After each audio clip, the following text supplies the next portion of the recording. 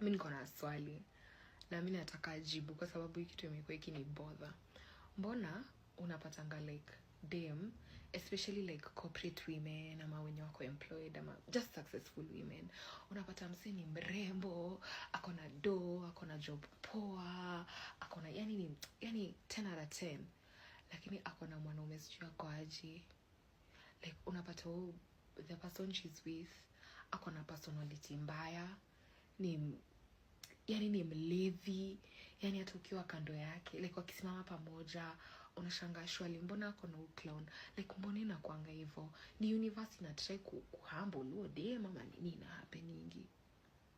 Tunapata tu dem ni 10 out of 10, yani hadi akona do, akona nini, akona broke ni gana lewa, yani mbona inakuanga hivyo? Niko curious, ni avoid.